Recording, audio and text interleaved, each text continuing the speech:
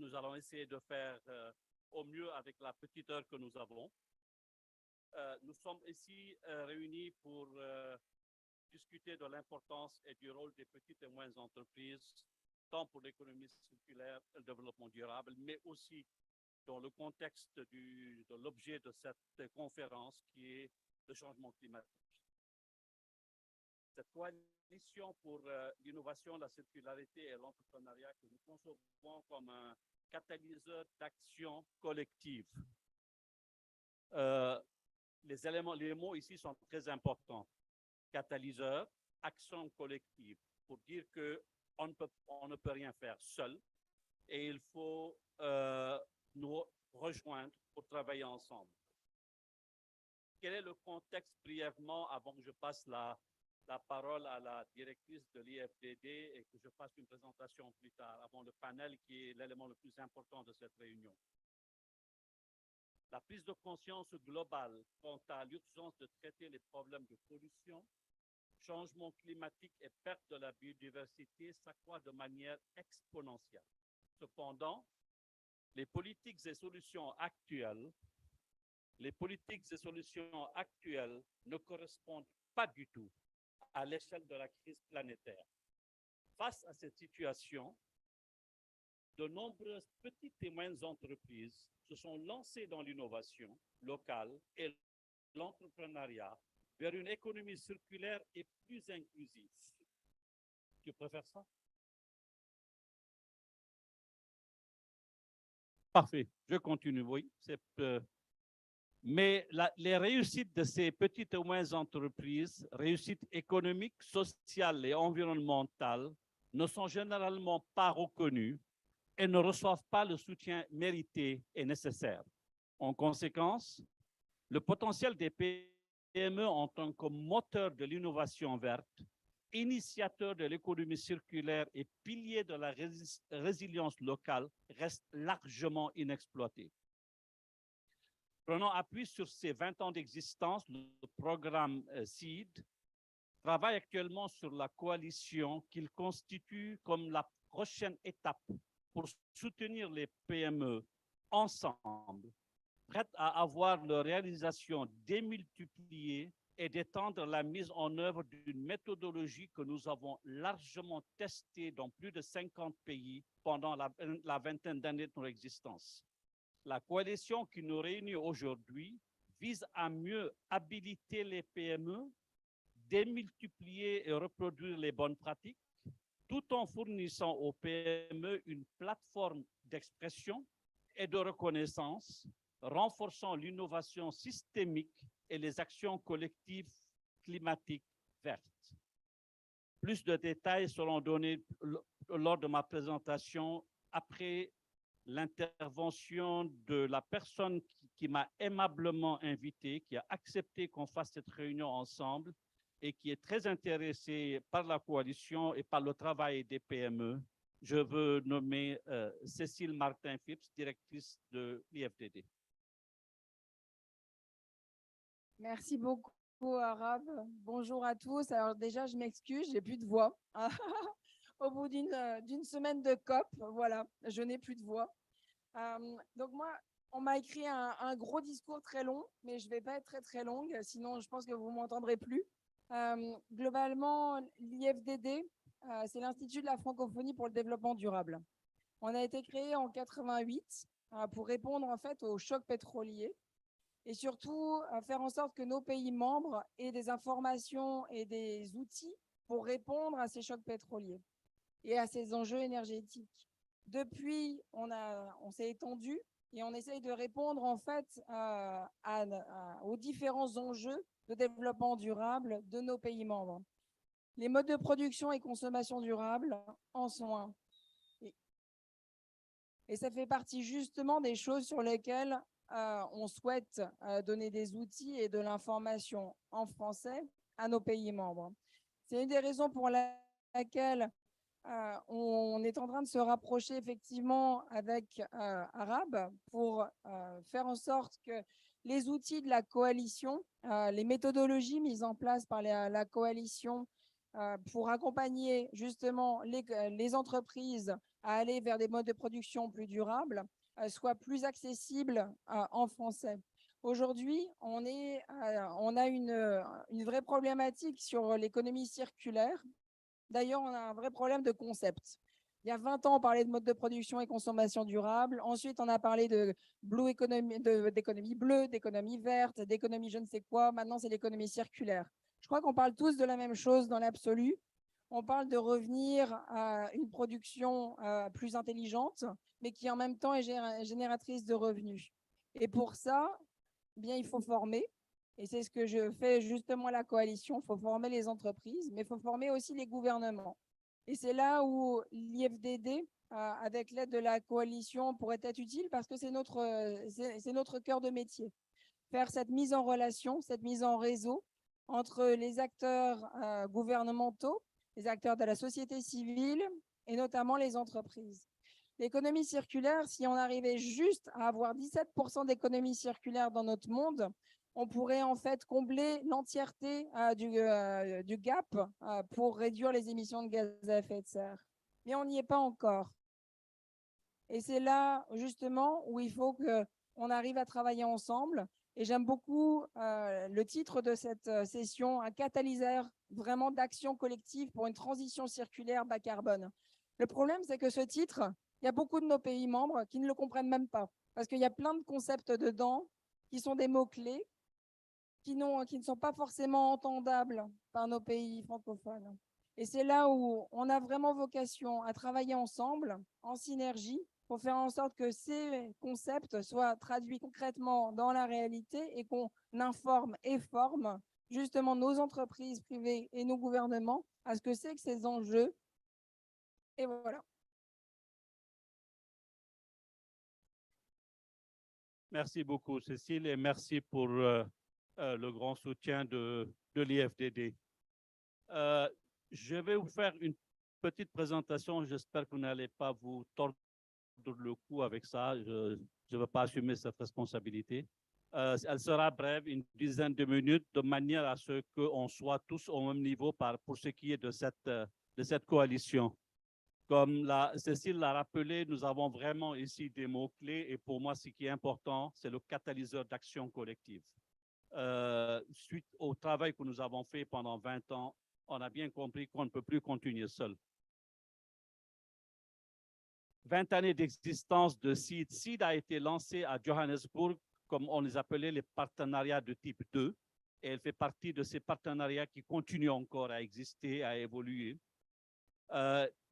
À l'époque, quand a été lancé il y a 20 ans, les participants regardaient un peu ceux qui l'ont créé comme « qu'est-ce que vous êtes en train de faire ?» On ne parlait pas encore beaucoup des PME à l'époque, c'était des discussions intergouvernementales.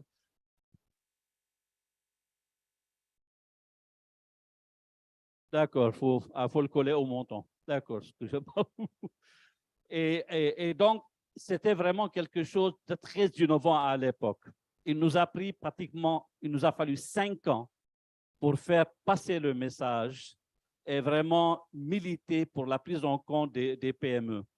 15 ans de travail après les 5 ans de préparation et nous en venons vraiment à avoir une boîte d'outils pour soutenir les petites et moyennes entreprises aux différents niveaux. Parce que les PME, ça peut être du start-up à une qui a déjà un business model, d'autres qui cherchent actuellement à rentrer auprès d'une banque pour avoir des financements.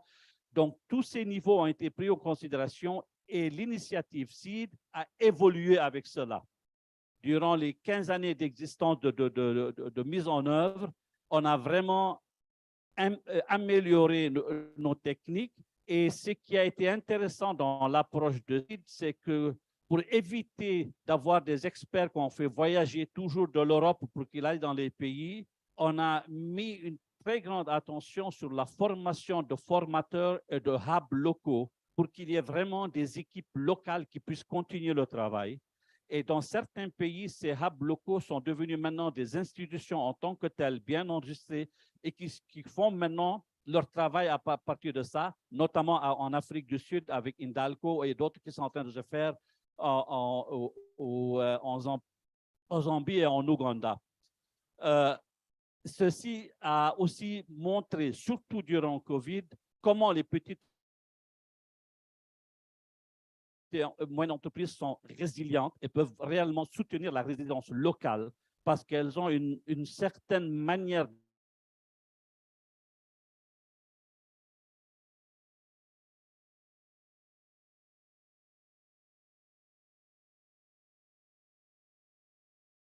éléments qui sont ressortis de cette expérience de 20 ans avec les petites et moyennes entreprises, pas seulement nous, mais avec d'autres partenaires. En travaillant avec les PME, la première chose qu'on doit regarder, c'est l'innovation. C'est un facteur clé. Si une PME est innovante, vous pouvez vous appuyer sur elle, elle va de l'avant, elle a besoin, je dirais même pas de soutien, elle a besoin d'accompagnement. Je pense que le mot est beaucoup plus approprié pour que vous marchiez avec elle pour aller au niveau supérieur. Très souvent, la première chose qu'on vous demande au niveau des PME, c'est « je veux plus d'argent, je veux plus de moyens ». On se rend rendu compte qu'il ne faut pas sauter immédiatement à cela. Il faut d'abord faire ce qu'on appelle le soutien non financier. Faire en sorte qu'ils comprennent les mécanismes du financement, faire en sorte qu'ils aient un très bon business model, faire en sorte qu'ils aient des cahiers de charges très clairs qui montrent ce qu'ils ont fait afin de pouvoir être plus crédibles auprès d'une banque. C'est une étape extrêmement importante qui permettra ensuite aux entreprises, avec les mécanismes qu'on voit, pour pouvoir voir comment ils peuvent rentrer. Et ensuite, on voit le soutien financier qui, bien sûr, au jour d'aujourd'hui, n'est pas du tout au niveau. Ça, tout le monde le dit.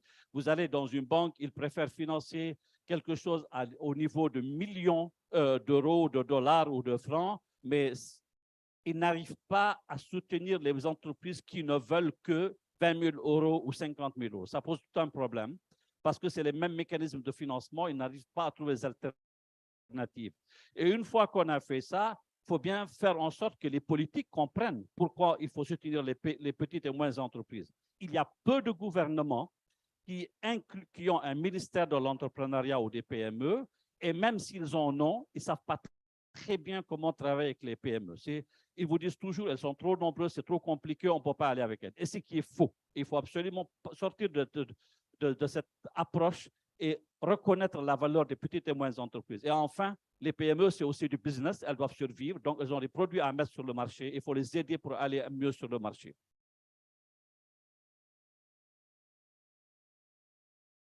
Par expérience, on s'est rendu compte que c'est, quelle que soit l'entreprise avec laquelle vous êtes, c'est un processus évolutif.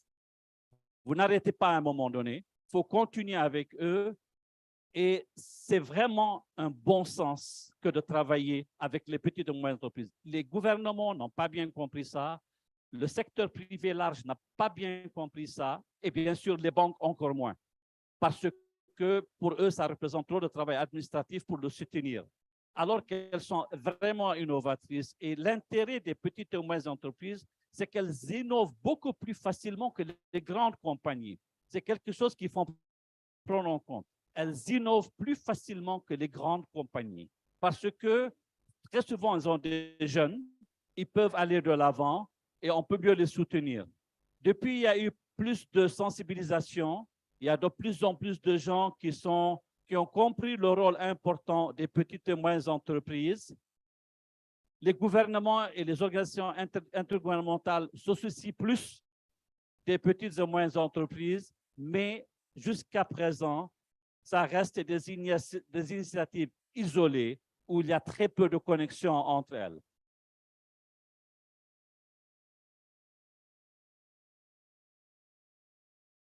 J'ai déjà dit qu'elles sont trop nombreuses et on les considère peu, mais ce qui est important et ce qu'on a vu dans notre travail, c'est que je les appelle des champions invisibles. Dans tous les pays, et très souvent quand on parle de PME innovatrices, on se réfère souvent aux États-Unis, en Europe, ce n'est pas vrai. Dans le point le plus reculé en Afrique et en Asie et en Amérique latine, vous avez des entrepreneurs qui sont brillantissimes et innovants. Il faut simplement les accompagner un petit peu pour qu'ils aillent de l'avant. Mais on ne connaît pas, on ne voit pas très bien ça et on est en train de perdre un énorme potentiel si on ne soutient pas correctement les petites et moyennes entreprises. Et de plus en plus, ce qui a été lancé il y a 2 décennies, pensée globale, agir local, revient au galop, j'allais dire, mais on reste toujours dans le global et très peu dans le local. Sinon, on n'en serait pas là pour discuter. Là, cette coalition qui nous réunit ici, ce qu'on cherche d'abord, c'est vraiment à combler le vide. Combler le vide entre l'approche nationale, les politiques nationales et les petites et moyennes entreprises. Ces petites et moyennes entreprises qu'on ne reconnaît pas, leur donner une visibilité et faire comprendre qu'elles sont le moteur du développement. Et qu'aujourd'hui, dans une réunion comme celle-ci sur le changement climatique, il est temps de comprendre qu'aucun pays ne peut arriver à ces objectifs de changement climatique sans les PME. Il ne faut pas s'attendre que ça descende du ciel. Il faut les soutenir pour pouvoir le faire correctement.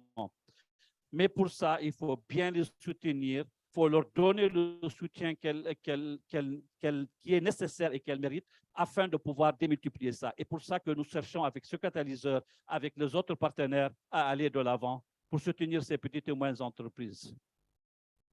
Très souvent, et d'ailleurs, vous voyez dans cette réunion, vous avez très peu de PME. J'ai eu des difficultés à trouver un entrepreneur qui puisse venir parler avec nous. Et ça, c'est un élément fondamental. Dans une réunion pareille, la moitié des participants devraient être des PME. Et il n'y en a pratiquement pas. Question de moyens, question d'intérêt. Vous avez beaucoup plus de gens de la société civile, mais vous avez très peu d'entrepreneurs qui sont là. Et c'est pour cette chose fondamentale. Il faut les passer de la périphérie au centre de toutes ces discussions sur l'économie circulaire et le développement durable. Mais il faut continuer à les financer. Il ne faut pas juste les amener pour qu'ils parlent, leur donner une voix, mais il faut continuer à les soutenir afin de pouvoir passer à l'étape supérieure d'une entreprise qui est viable tout en étant socialement et environnementalement responsable. Comme je dis, cette plateforme, ce n'est pas que Seed seul. Il faut travailler avec les autres partenaires. Donc, il nous faut absolument co-créer, créer ensemble, mais créer avec aussi les petites et moyennes entreprises pour fournir ces synergies. Et il faut leur donner une voix, mais avec des moyens, les capacités pour pouvoir aller au niveau supérieur et communiquer, beaucoup communiquer avec ça, bien plus qu'on ne le fait aujourd'hui, sur le rôle des petites et moyennes entreprises. La théorie du changement que nous avons de cette coalition se structure au niveau de 4 piliers. Un, qui est l'élément fondamental de ce catalyseur, c'est renforcer les collaborations pour une action collective. Quand j'ai présenté la première idée de la coalition il y a 6 mois à New York, beaucoup d'agences des Nations Unies nous ont dit effectivement, on ne sait pas ce que notre sœur agence est en train de faire. Beaucoup d'agences travaillent sur les petites et moyennes entreprises, mais il n'y a littéralement aucune connexion entre elles. Et l'intérêt de cette plateforme que nous souhaiterons lancer, c'est effectivement de faire en sorte qu'elles connaissent mutuellement leurs activités et comment elles peuvent se renforcer. Ensuite, continuer à soutenir les petites et moyennes entreprises dans l'innovation. Innovation systémique à le niveau est absolument fondamental. La question du financement, elle est toujours là. Il faut travailler avec les banques et les gouvernements pour avoir des financements alternatifs et surtout avoir la bonne connaissance, l'information qui doit circuler, les bonnes pratiques pour qu'il y ait un échange et que certains s'inspirent des succès des autres. Voilà, si je peux résumer un peu la coalition et les 4 domaines sur lesquels nous voulons travailler. On est actuellement pratiquement tous et les PME en train de travailler sur l'innovation, la mobilisation des finances, mais on veut aller bien au-delà sur des collaborations et générer la connaissance. Les domaines sur lesquels nous avons travaillé sont les domaines communs que tout le monde utilise, donc on n'est pas allé chercher loin, comme on dit. L'agroalimentaire, le textile, la construction, les déchets plastiques, et on a mis l'énergie verte pratiquement comme un secteur, bien que ça concerne tous ces secteurs, mais c'est un élément fondamental, surtout quand il s'agit du changement climatique. Mais tous ces secteurs doivent être analysés sous l'œil des secteurs transversaux, comme la consommation-production durable, les politiques d'achat, qui doivent intégrer des éléments relatifs aux PME innovantes, ce qui n'est pas le cas pratiquement dans aucun pays au monde, et c'est quelque chose de fondamental. Comment les soutenir au niveau digital? Les emplois verts, bien sûr, qui sont fondamentaux, et la chaîne de la valeur et l'économie circulaire. Et voilà, on en termine là. C'est que tout ce que je je l'ai pas traduit en français, pardon. C'est vraiment bien comprendre qu'il faut qu'on avance ensemble, qu'on marche ensemble. C'est un mouvement, il ne s'arrêtera pas. Tant que l'économie marche, on sera là et il faut continuer à cela. Et le dernier slide, c'est pour vous montrer qui sont déjà nos partenaires intéressés. Il y en a beaucoup plus d'autres, il y en a beaucoup plus. Je n'ai pas voulu mettre ceux qui n'ont pas expressément dit par écrit ou ainsi de suite. Et nous sommes là pour effectivement aller de l'avant ensemble. Mais il y aura après la liste des pays sur lesquels nous allons travailler, le réseau des PME dans les pays avec lesquels nous allons travailler, et ainsi de suite. Donc, voilà cette initiative, cette coalition qui, j'espère, sera aussi la vôtre. Pour cela, je vais faire appel au panel, qui est pour moi l'élément fondamental. J'espère, non, je n'ai pas pris beaucoup plus de temps que j'avais prévu, c'est bon. Donc, est-ce que je peux demander à mes brillantissimes collègues de me rejoindre ici pour nous informer? Zoritsa? Oui, on peut passer les quatre sur la table. Zoritsa Urosevic, directrice exécutive de l'OMT. Mustafa Kamal Gay, coordinateur global de programme emploi vert, département entreprise du BIT. Laure de Teilet, directrice générale de Asie-Europe, la Fondation Asie-Europe. Et Pamela Jouven, directrice de SME Climate Hub.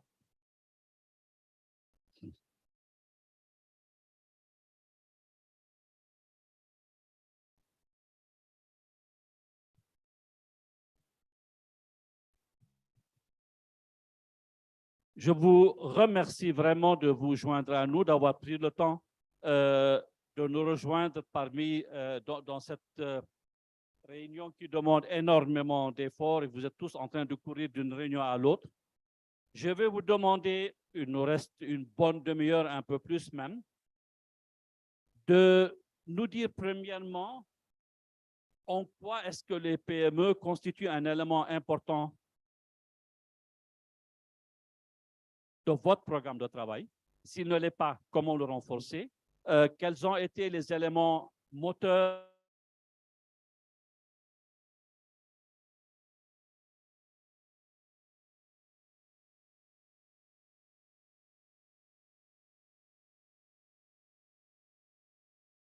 coalition contribuer à certains domaines. Donc, la première question, c'est vraiment les PME dans votre contexte, dans votre organisation.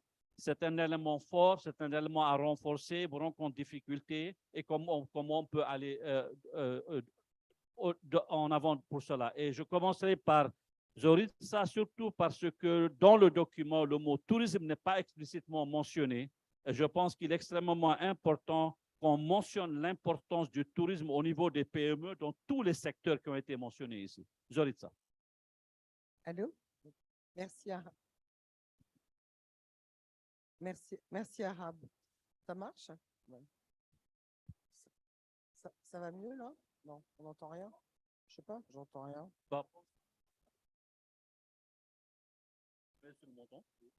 Est-ce qu'on entend, là? Non, on n'entend rien. Vous m'entendez ou pas? Vous m'entendez? Ah, voilà. Vraiment. Oh, oui. Faut naviguer, hein. Merci de nous inviter. Je représente l'Organisation mondiale du tourisme, qui est une agence spécialisée des Nations unies. Et comme nous le savons tous, le tourisme, c'est un secteur économique très important qui représente, qui est le 3e secteur d'exportation après le pétrole et le gaz en 2019.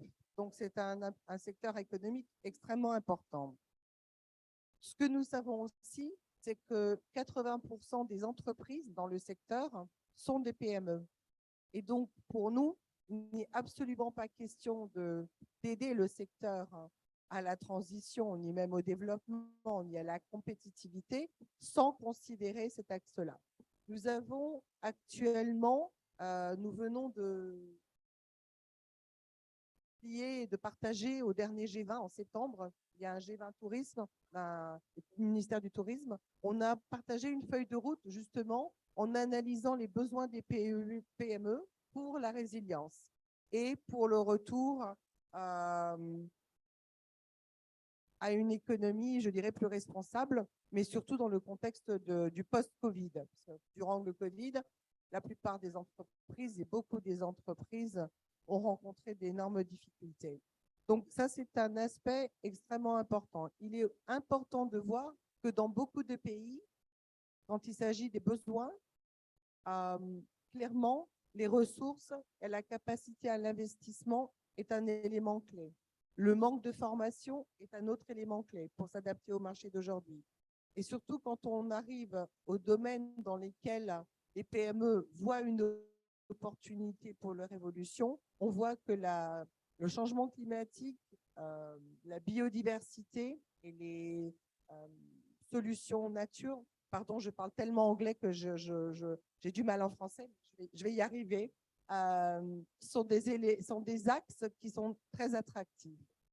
Parallèlement à ça, depuis 4 ans, nous avons conduit un nombre de compétitions pour des startups. Nous avons eu plus de 16 000 soumissions en 5 ans.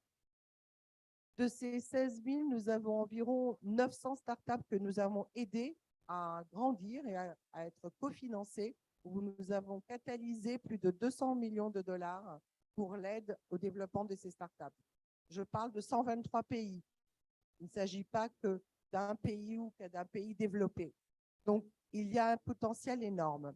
Sur ce chemin-là, inspirés par le succès, c'est des initiatives que nous continuons en évolution avec les besoins et les thématiques différentes. Nous avons créé un programme spécial qui s'appelle Tourism Futures. C'est un programme de digitalisation qui est voué à digitaliser, à aider les petites et moyennes entreprises à se digitaliser. Donc, ces entreprises sont soutenues par un mix de 5 grandes sociétés qui sont dans des domaines divers de la digitalisation et nous avons créé un outil pour faire une évaluation de la readiness, de la capacité des petites et moyennes entreprises d'évoluer ou d'utiliser les TIC. Ce programme est voué à former plus de 20 000 entreprises dans l'année qui vient, dans plusieurs pays. Et nous avons déjà beaucoup. Ce que nous faisons, en fait, c'est que nous parlons au ministère du Tourisme, qui, eux, en fait, font des appels pays et qui enregistrent les entreprises qui sont intéressées. Parce que c'est une des difficultés, c'est que les entreprises aient connaissance des opportunités. Quand on est une PME, on n'est pas toujours bien au courant, bien informé. Voilà, ça c'est un peu pour dire ce qu'on fait actuellement dans le domaine. Je pourrais continuer en disant qu'on a un programme spécial sur la consommation et la production durable. Ça va continuer pour les 10 prochaines années. Ma collègue Virginia, avec moi, est la coordinatrice du programme. C'est un programme qui est voué à aider tous les acteurs à évoluer à la transition écologique, climat, circularité, plastique et food waste.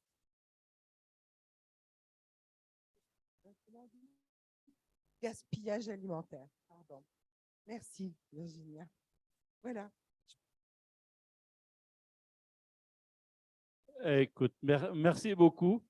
Je note les quelques éléments de résilience parce que c'est quelque chose sur lequel je veux revenir, les PME et résilience dans le secteur du tourisme, qui est quelque chose d'extrêmement important. Donc, je reviendrai là-dessus avec toi plus tard.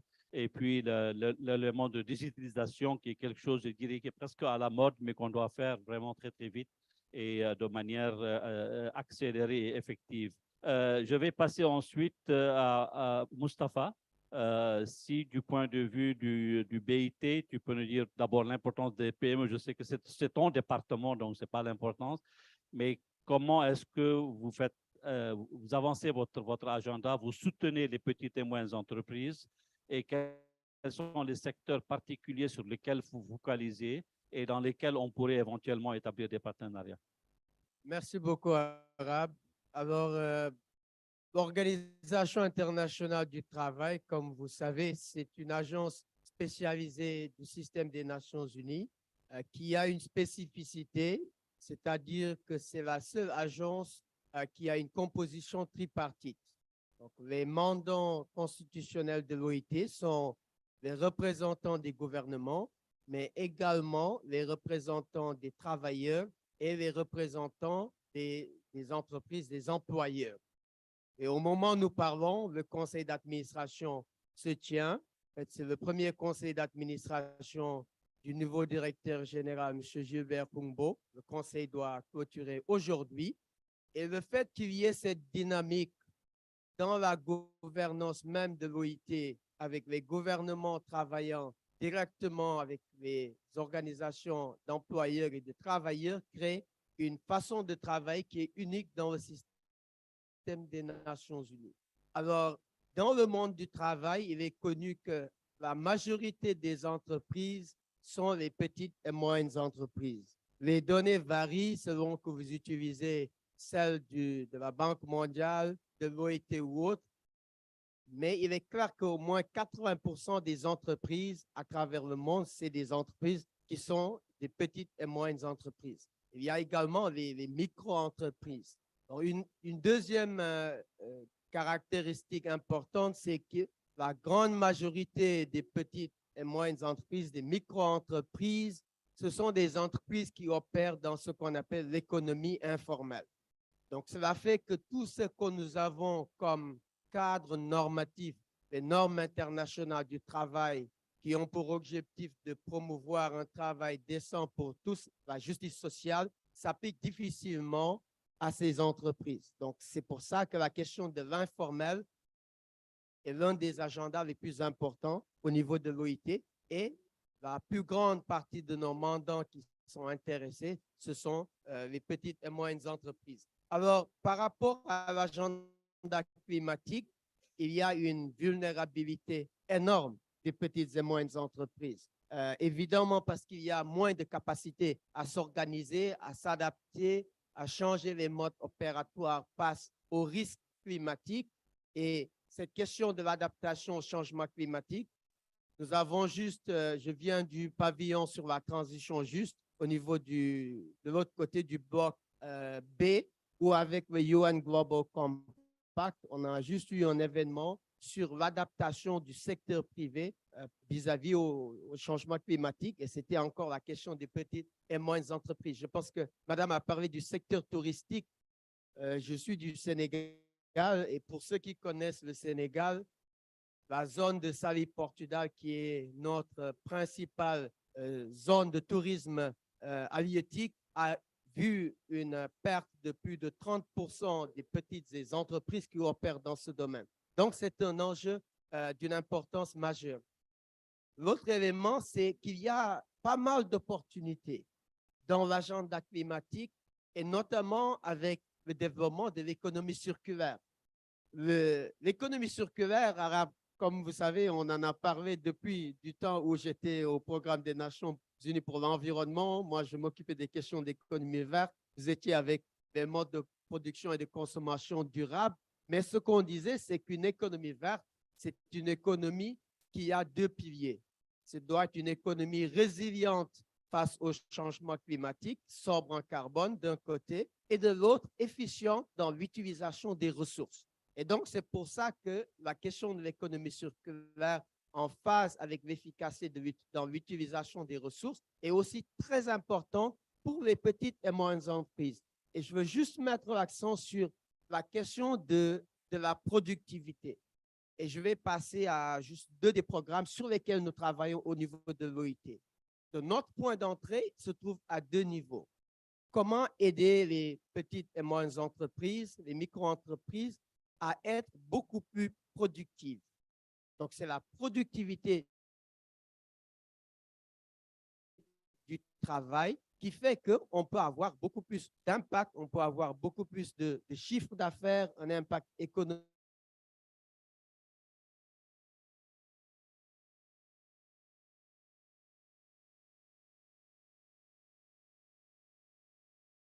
Les économies émergentes, elle est énorme. Donc, nous travaillons dans un programme qui s'appelle Better Work. Donc, Better Work est un partenariat du BIT, de la Société financière internationale et d'autres acteurs qui, depuis plus d'une dizaine d'années, accompagnent des entreprises à organiser le dialogue social au niveau de l'entreprise et définir ensemble des objectifs de productivité, de santé et sécurité au travail.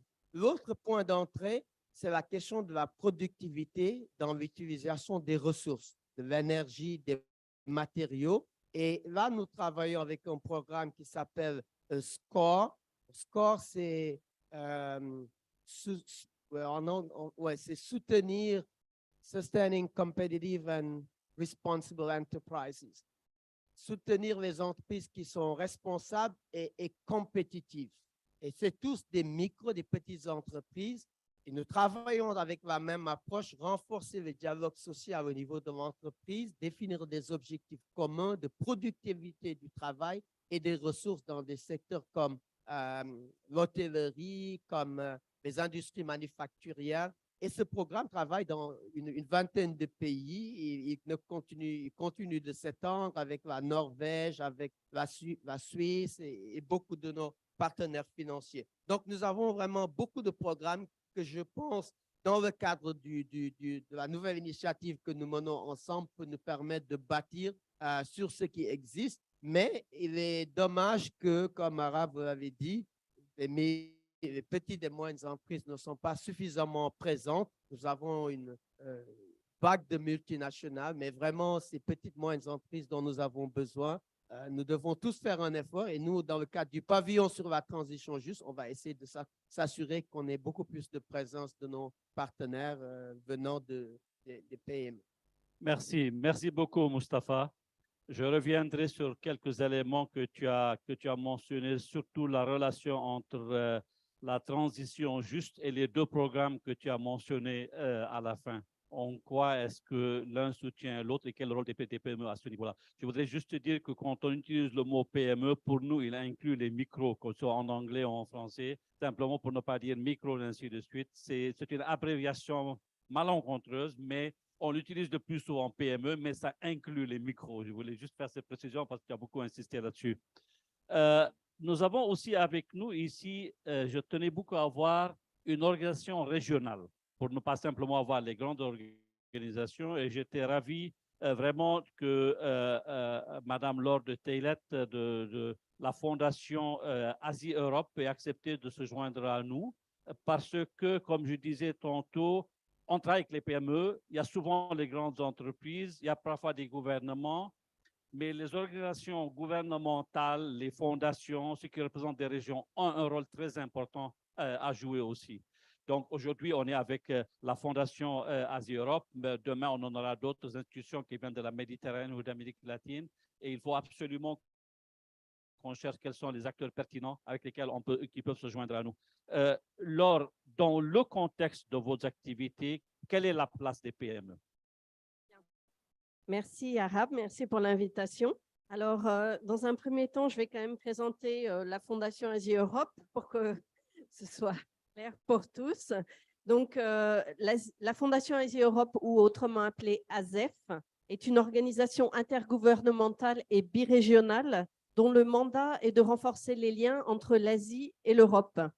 Elle a été créée il y a 25 ans à l'initiative de la France et de Singapour, où elle a son siège. Donc, elle compte 51 États membres, donc les pays de l'Union européenne ainsi que la Norvège et la Suisse et le Royaume-Uni, les pays de l'ASEAN ainsi que l'Australie, la Nouvelle-Zélande, le Bangladesh, la Chine, l'Inde, le Japon, j'en oublie. Donc, voilà pour les États membres, l'Union européenne et le secrétariat de l'ASEAN. Avec ces 53 partenaires d'Asie et d'Europe, elle est la principale plateforme multilatérale. Donc, les partenaires représentent environ la population mondiale, 75% du tourisme mondial et 68% du commerce mondial également. Donc, elle est une plateforme informelle de dialogue et de coopération entre les deux régions et elle offre la possibilité pour les Asiatiques et les Européens d'échanger des idées, de collaborer pour trouver des solutions innovantes et durables aux défis communs mondiaux. Dans le domaine du développement durable, nous engageons la société civile, les gouvernements et les entreprises au niveau national et régional pour renforcer les capacités sur les questions de durabilité. Nous alignons notre travail sur l'agenda 2030 des Nations Unies pour le développement durable et contribuons au débat mondial sur le changement climatique par le biais du processus ASEM. ASEM, c'est le processus politique qui était à l'origine de la création de la Fondation ASEF. Donc, depuis 2003, pour rentrer vraiment dans le cœur du sujet, nous nous sommes concentrés sur la dimension environnementale du développement durable et nous sommes orientés vers la transition circulaire. L'une des initiatives à laquelle nous avons participé est le Forum Asie-Europe pour l'environnement. Et depuis 2020, nous y étudions les chaînes d'approvisionnement vertes en collaboration avec Switch Asie, l'Institut de l'environnement de Stockholm, la Fondation Hans Seidel, l'Institut japonais pour les stratégies environnementales mondiales. Le Forum pour l'environnement vise à contribuer à la formulation de décisions en tenant compte de leurs impacts environnementaux, sociaux et économiques, ainsi qu'en tenant compte des générations futures. Depuis sa création, donc, le Forum a organisé de nombreuses conférences, des tables rondes, des ateliers réunissant des acteurs clés et a produit de nombreuses publications de recherche, des études de cas nationales et des documents politiques.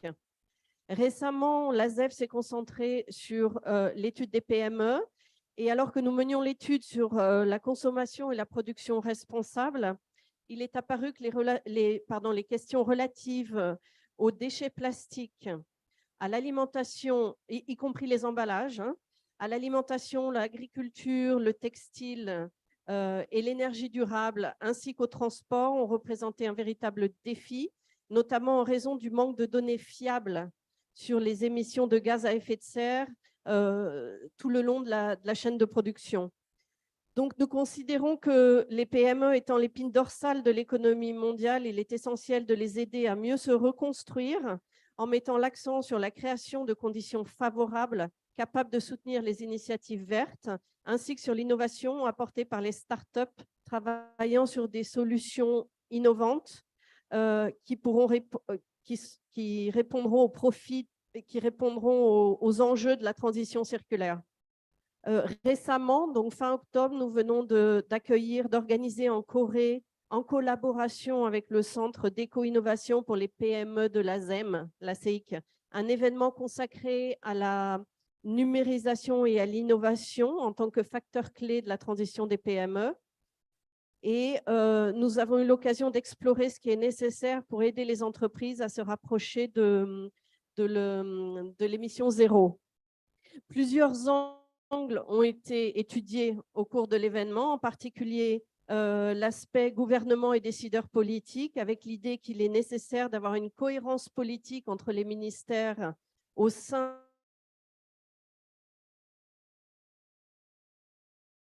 d'un pays, ainsi qu'une approche coordonnée, les incitations pour les entreprises circulaires, les marchés publics écologiques, l'accès au financement durable ou à la fiscalité préférentielle, ainsi que des directives qui souhaitent effectuer leur transition ou qui envisagent le changement. Le deuxième angle exploré était celui des PME et du monde des affaires, avec l'idée que la création de coalitions est cruciale pour les PME, car elle leur permet de se connecter les unes aux autres, d'échanger des connaissances et d'encourager la collaboration. L'échange et le transfert de connaissances est un point essentiel pour les PME, car elles sont souvent confrontées aux mêmes problèmes, alors qu'elles ne sont pas toujours en mesure de trouver les meilleures solutions. Dans le même temps, les entreprises qui ouvrent la voie à la transition circulaire ne représentent qu'un petit pourcentage de l'ensemble des entreprises. Et nous considérons qu'il faut donc davantage de sensibilisation et d'incitation pour déclencher le changement. Le troisième angle étudié était celui des coalitions internationales pour soutenir les PME. Donc, c'est en fait la raison pour laquelle nous sommes ici aujourd'hui, car nous estimons qu'il y a un rôle crucial à jouer pour les alliances de différentes organisations qui se réunissent et qui agissent afin de soutenir les entreprises, ainsi que pour faciliter l'échange de connaissances, l'échange de savoir-faire et de rechercher des synergies entre les différentes actions pour assurer un effet multiplicateur. Donc, en fin de compte, chaque initiative est importante car nous devons progresser vers la transition circulaire, atteindre le zéro net en garantissant l'information et la transparence concernant les besoins des PME.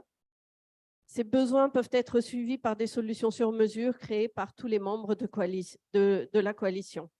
Voilà, je vous remercie de votre attention. Merci beaucoup, Laure. Et, important de savoir qu'il y a un centre d'innovation donc qui peut être utile aussi pour soutenir les petites et moyennes entreprises dans la région. Et puis, merci de me remettre le mot anglais pour digitalisation, qui est numérisation. On dit toujours digitalisation, la numérisation, ça m'a rappelé. À force de travailler en anglais, on oublie son français, mais bon. Et puis aussi l'importance de l'échange d'informations et de la coopération internationale. Donc, nous sommes sur le même créneau.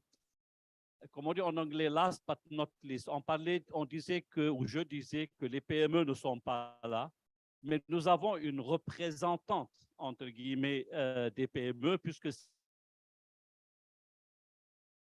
c'est tout à fait l'objet de son travail, puisqu'elle a un hub sur les PME qui travaille dans le domaine du climat. Donc, pour cela,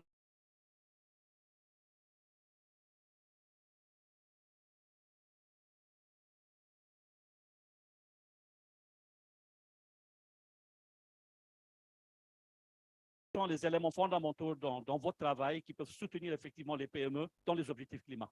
Merci beaucoup, Arabe. Et comme beaucoup de mes voisins, je crois que ça fait 10 ans que je n'ai pas fait un événement en français, donc c'est à la fois un énorme plaisir, un énorme challenge. Donc ça va probablement être du franglais pour moi. Donc voyons comment je m'en sors. Alors d'abord, je tiens à dire que mes voisins ont déjà peint un tableau extrêmement intéressant en matière de PME et de leur rôle dans l'action climatique. Effectivement, les statistiques varient en fonction des sources. Moi, ce que je dis en général, c'est que les PME à l'échelle globale représentent 90% des entreprises et elles emploient 2 milliards de personnes. Donc, ça veut dire, donc vraiment, elles font partie intégrante des communautés. Les communautés locales ne pourraient pas survivre sans leurs PME, mais aussi, et ça fait pas, elles font partie intégrante des supply chains globales.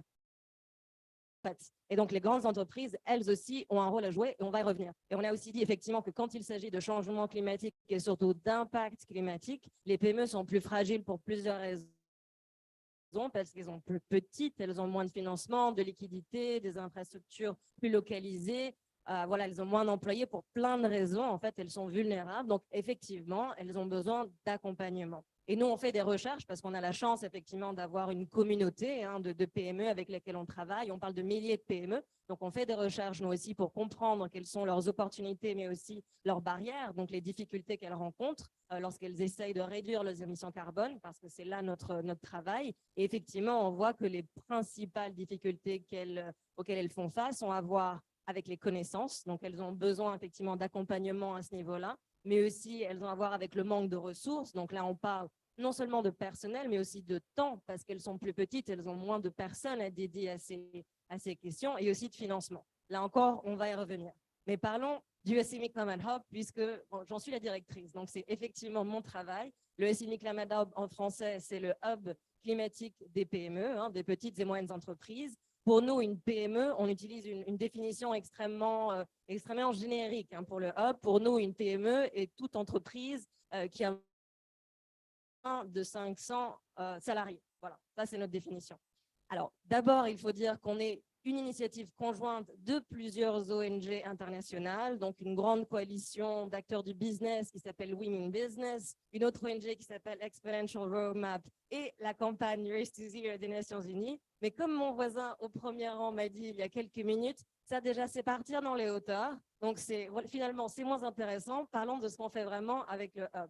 Alors, le Hub, c'est d'abord une plateforme digitale. Donc, on est un site, tout simplement, auquel peuvent se connecter les PME. Et notre but, c'est de fournir aux PME toutes les ressources, tous les outils dont elles ont besoin pour commencer à réduire leurs émissions carbone. Donc, effectivement, nous, on se concentre là-dessus pour l'instant, pas forcément sur les questions d'adaptation, mais on y viendra aussi. Alors, qu'est-ce que ça veut dire? Qu'est-ce qu'on fournit via ce site? Alors, d'abord, on a ce que nous, on appelle en anglais un commitment, donc un engagement comme un contrat que les PME peuvent signer. Et en fait, en signant cet engagement à travers lequel elles s'engagent à réduire leurs émissions en ligne avec les standards internationaux, donc ça veut dire rejoindre la neutralité carbone d'ici 2050. Lorsqu'elles signent cet engagement, ça leur permet de rejoindre cette campagne internationale d'acteurs non étatiques qui s'appelle la Race to Zero, qui est soutenue par les Nations Unies. Alors, ça a l'air effectivement d'être un peu dans les hauteurs, mais c'est très intéressant.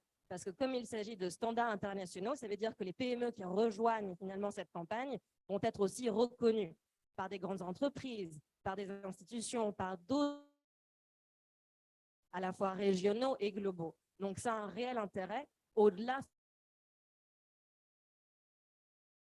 finalement de la communauté qu'elles rejoignent et qui leur permet aussi d'apprendre de leurs pairs. Donc, ça fait des outils spécifiques pour les PME.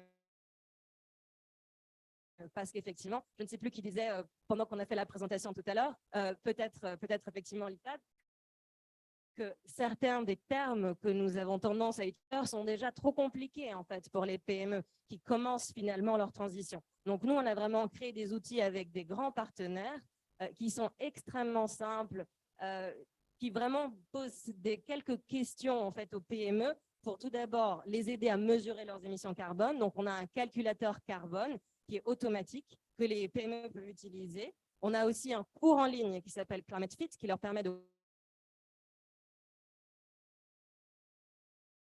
comprendre finalement ce que l'action climatique, 2-3 heures finalement pour suivre l'intégralité du cours en ligne. Et on a aussi d'autres ressources. On a un guide qui leur permet de comprendre où trouver des financements pour faire les changements qui sont nécessaires au sein de leur entreprise. On a une bibliothèque de ressources supplémentaires qui est gérée par Oxford, donc l'université en Angleterre. Mais maintenant, on a même un outil de reporting, tout ça qui est automatique, à nouveau simplifié pour les PME. Et donc, il leur permet finalement de communiquer les progrès qu'elles sont en train de faire. Et là encore, c'est quelque chose qu'elles peuvent utiliser lorsqu'elles approchent non seulement certains de leurs gros clients, qui ont eux-mêmes des standards, en fait, qui cherchent à travailler avec des PME qui commencent à faire partie de ce mouvement, mais aussi lorsqu'elles approchent des banques, par exemple, pour avoir des financements. Voilà, donc ça, c'est ce qu'on offre sur le Hub. Et la troisième composante sur laquelle on travaille, c'est vraiment des mesures incitatives. Donc, c'est très bien d'avoir tous ces outils en ligne, évidemment. Mais alors, d'abord, il faut que les PME en soient conscientes. Donc, il faut les promouvoir. Donc, on travaille avec différents acteurs, des grandes entreprises, mais aussi des gouvernements locaux, d'autres institutions. Et puis, avec ces mêmes acteurs, on essaie de comprendre comment est-ce qu'on peut réellement encourager les PME finalement à commencer à baisser leurs émissions carbone. Il faut aider ces PME à comprendre quels sont les avantages pour qu'elles trouvent le temps de s'en occuper. Et donc, avec les grandes entreprises, à nouveau, on regarde ce que ça veut dire en matière de supply chain. Donc, est-ce que ces grandes entreprises peuvent offrir des conditions préférentielles, par exemple, aux PME qui commencent à travailler sur ces questions? La même chose s'applique pour les banques. La même chose s'applique au gouvernement. Et donc, les lois qui peuvent être changées finalement pour créer un environnement qui facilite cette transition pour les petites et moyennes entreprises. Donc voilà, je vais arrêter là parce que je sais qu'on a pas mal d'autres questions qu'on veut aborder avec les autres intervenants, mais j'espère que c'était assez clair et je serai ravie de répondre à des questions. Pamela, merci beaucoup. Merci beaucoup de rappeler l'importance des grandes compagnies. En fait, elles sont dans la liste des entreprises qu'on va engager, pas pour le moment. Et puis, le besoin d'outils simples, et je prends note de votre calculateur carbone qui pourra certainement être un élément important de la coalition. On travaille là-dessus. Mais un participant veut absolument poser une question. Je vous passe la parole et je continue avec mes questions. Oui, je suis M. Coutois. Je suis du patronat de la Côte d'Ivoire. Et puis, vous disiez qu'il n'y a pas d'entreprise. Donc, je vais me mettre ici pour dire que les entreprises sont là. Les entreprises sont là. Les entreprises sont là. Donc, je me mets ici. Simplement, Il faut savoir que dans la COP telle qu'elle est organisée aujourd'hui, pour avoir une accréditation, les ambulanciers sont obligés de passer par les États et bien entendu, il y a beaucoup d'entreprises qui n'ont pas eu d'accréditation pour venir. Bon, nous, on est passé par l'État, je l'ai eu. Mais ce qui est effectivement important pour les entreprises, c'est bien hein, de se mettre la coalition, tout ça, mais il faut dire que dans chaque pays, il y a des organisations qui existent. Et il faut pouvoir inclure les organisations dans vos différentes plateformes. Nous, la Côte d'Ivoire, nous avons la Confédération générale des entreprises de Côte d'Ivoire, hein, qui en réalité, si vous voulez voir son plan, elle représente en termes de fiscalité 80% des recettes fiscales de l'État. Et à l'intérieur, nous avons une organisation qui s'occupe entièrement du secteur des petites et moyennes entreprises. Maintenant, dans la définition des petites et moyennes entreprises, il y a deux choses à mettre en lumière. D'abord, le nombre, c'est effectivement, mais il faut mettre aussi le capital, parce qu'il y a des petites entreprises qui sont d'une dizaine, qui ont un capital élevé, alors qu'on ne peut pas les considérer comme des petites entreprises. Par contre, lorsque vous êtes en dessous de, je dis en CFA, en dessous de 1 milliard et que vous avez un certain nombre de collaborateurs, là, vous êtes considéré. Parce que les problématiques des petites et moyennes entreprises, il faut savoir que dans une petite et moyenne entreprise, les dirigeants ou bien tous ceux qui sont en train de manager l'entreprise font absolument tout. Ils font la comptabilité, ils font la technique, ils font ça, et puis vous leur demandez de venir faire de la RSE, vous leur demandez de venir… Non, il faut pouvoir leur donner des outils adaptés de manière à pouvoir leur permettre de faire tout ça à la fois, parce que dans une petite entreprise, on fait tout à la fois. Donc, c'est pour ça que je voudrais insister dessus. Il est bien d'avoir un site, etc., mais les petites et moyennes entreprises en Afrique ont besoin d'accompagnement. D'accompagnement. Voilà ce que je voulais dire, etc. Bon, maintenant, nous devons nous réunir pour voir ce que nous devons pour continuer. Merci. Donc, quand vous êtes le représentant de l'entreprise, vous restez là avec nous. On verra bien ce qu'on peut… Non, non, non, vous restez là, vous êtes invité tout seul. Donc, vous y êtes. On a maintenant le panel complet parce qu'il me manquait dans mon panel un représentant d'entreprise. Et puis, sachez que dans les pays où nous travaillons, plusieurs en Afrique, pas en Côte d'Ivoire encore, nous travaillons effectivement avec les fédérations d'entreprises dans ces pays-là. Sinon, notre travail ne mènerait à rien. Mais on travaille sur des cas d'école. Malheureusement, on ne peut toucher que quelques-unes. Et l'importance pour nous est de tirer les bonnes leçons pour voir comment inciter les autres, comment les accompagner. Je l'ai répété moi-même plusieurs fois. Plus que le titre former, c'est les accompagner, marcher avec elles, comme on dit, pour y aller de l'avant. Je prends tout à l'heure ça de votre part. Donc, nous comptons véritablement donner une place fondamentale à ces entreprises et les fédérations dans notre travail. Les problèmes que vous avez soulevés, monsieur, nous les avons tous sur la table. La question, c'est comment ensemble on peut aller plus loin et plus vite. Parce que là aussi, la question de la vitesse est extrêmement importante. Et j'espère que tout le travail que nous faisons ici, je ne dirais pas que la coalition peut régler tout ça, elle peut y contribuer, mais il y en a d'autres aussi qui travaillent dans ce domaine et il faut aller de l'avant. On a encore, je pense qu'on peut me permettre, on m'a dit que je peux prendre 10 minutes de plus, parfait.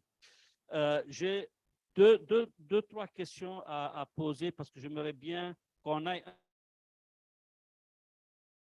un peu au-delà, de la question de résilience. C'est un thème qui revient de plus en plus, la résilience, qui n'est pas compris de la même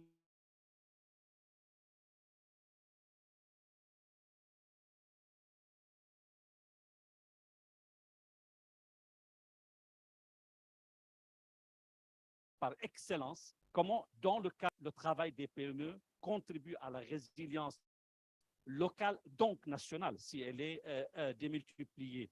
Et ça, c'est la question à toi. Je voudrais aussi demander à Mustapha, les deux programmes que tu as mentionnés à la fin sur la productivité, une sur le chiffre d'affaires et l'autre l'utilisation efficiente des ressources, comment ces deux programmes s'articulent avec je dirais presque votre cheval de bataille aujourd'hui avec le PNUE, qui est la transition juste. Comment est-ce que ces deux piliers s'articulent dans la transition juste et que veut dire la transition juste pour une petite PME?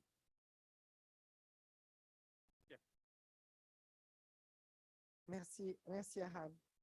Ce que nous définissons comme la résilience, ce que nous définissons comme la résilience, c'est en fait la capacité d'atteindre un certain niveau de compliance, d'intégration dans le modèle des opérations de l'entreprise, qui, un, est relatif à la compétitivité, l'autre à la durabilité et le troisième à l'inclusivité.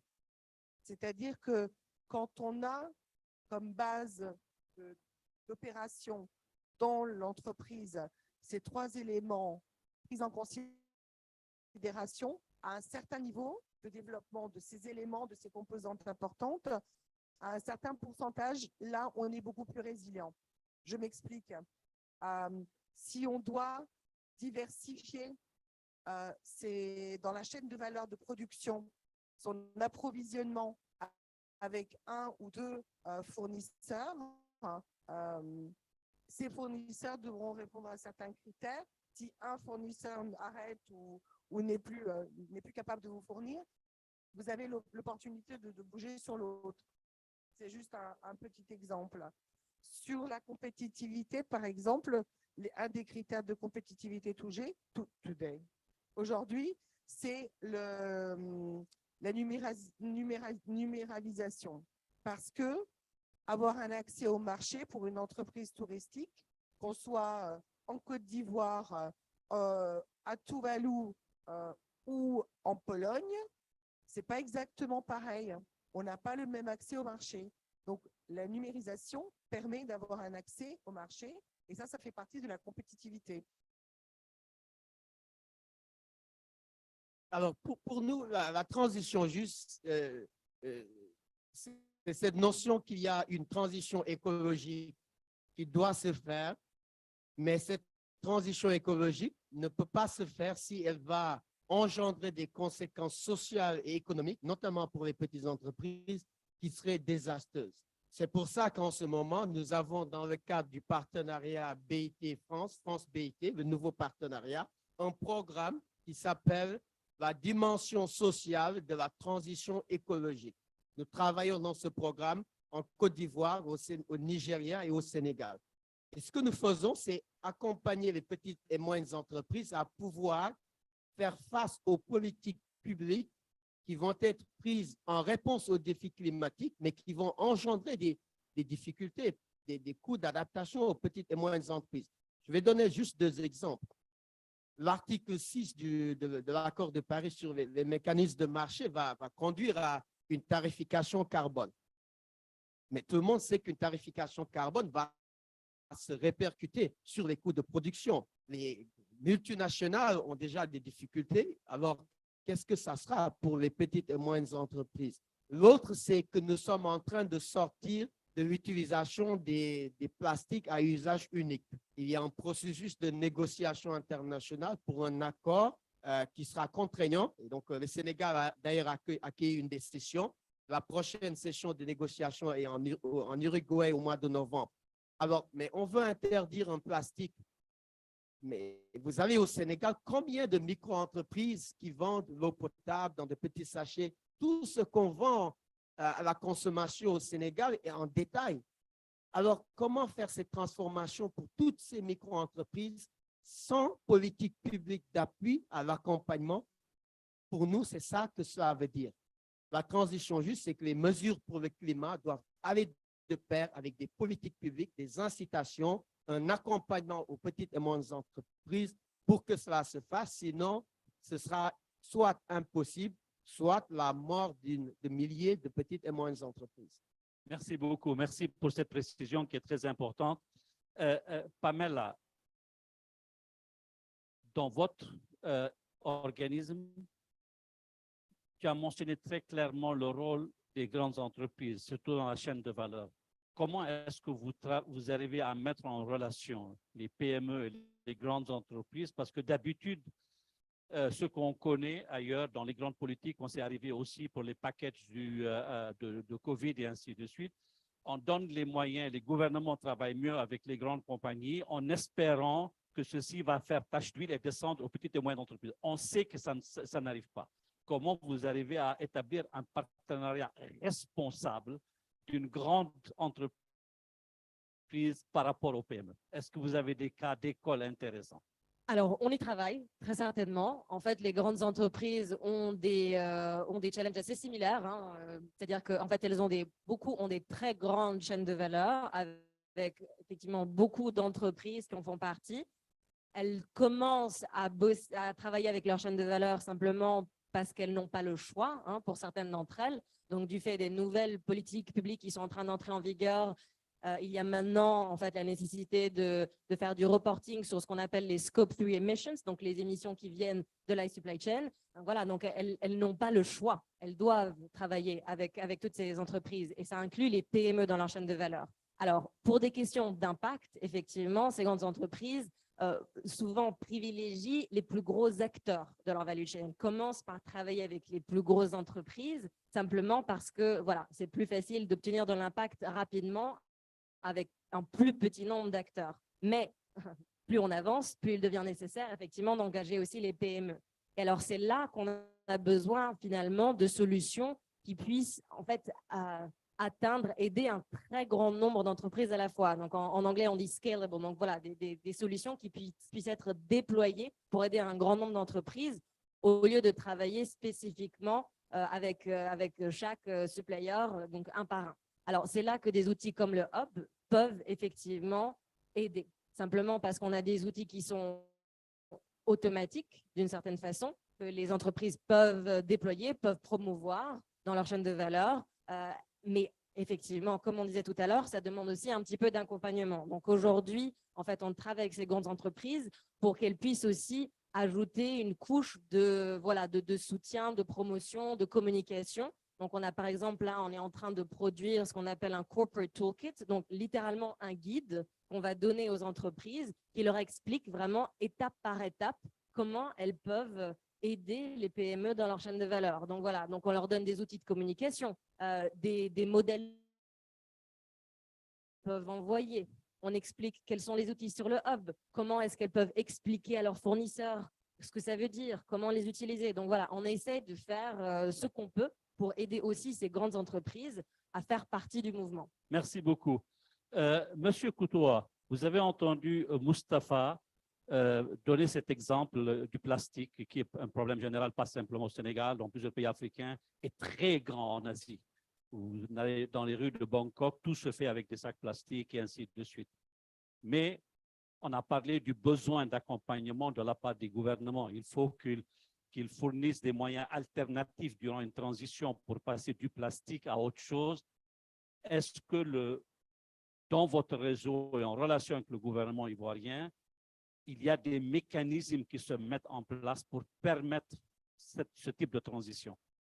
C'est une très bonne question et je dirais qu'effectivement, nous avons travaillé dessus. Heureusement que nous avons travaillé dessus et que nous sommes vraiment bien avancés. Pour pouvoir réaliser vraiment tout ce qui concerne l'économie circulaire, d'abord, il faut une réglementation. Auparavant, il n'existait pas de réglementation. Heureusement, avec le ministère de l'Environnement, au plus haut niveau, ils nous ont introduit directement dans les négociations concernant le nouveau code de l'environnement. Et nous avons inclus dans le nouveau code de l'environnement le principe pollueur-payeur. Nous avons introduit le principe de la responsabilité élargie des producteurs, qui a été inclus dans le nouveau code. Et un mécanisme qui, lui, pour nous, est un mécanisme durable dans le cadre de l'économie circulaire, c'est la constitution des éco-organismes, avec la mise en place d'une éco-participation au lieu de mettre des taxes, parce que l'État a l'habitude de mettre des taxes un peu partout. Et puis, on se rend compte que l'utilisation des taxes ne va pas par rapport n'est pas utilisé par rapport aux besoins qui a produit cette taxe. Or, en mettant en place ce mécanisme, on est sûr de pouvoir accompagner tous ceux qui sont sur la chaîne de valeur. Et ce que nous avons fait, c'est que tous ceux qui mettent les plastiques sur le marché, nous les avons déjà regroupés. Et ils ont commencé à récupérer du plastique. L'année dernière, par exemple, ils ont récupéré plus de 4000 tonnes de plastique, avec un objectif d'atteindre 10 000 tonnes d'ici pour pouvoir avoir un cycle totalement complet qui permet d'aller jusqu'à l'élimination. Mais l'avantage de ça, c'est que tous ceux qui sont dans le métier de récupération de ces déchets, au moins, sont rassurés d'avoir des revenus suffisamment pérennes et de pouvoir être éloignés de tous les problèmes liés à la santé qu'ils ont parce qu'ils sont dans des conditions, ils travaillent dans des conditions difficiles. Je voudrais m'arrêter là. Merci beaucoup. Merci. On me demande de conclure. Je sais, on a dépassé le temps, mais je vais vous demander chacun en trentaine de secondes. On est là pour la coalition. Qu'est-ce que vous attendez, vous, de la coalition dans les 5 années à venir? Qu'est-ce que vous espérez pouvoir?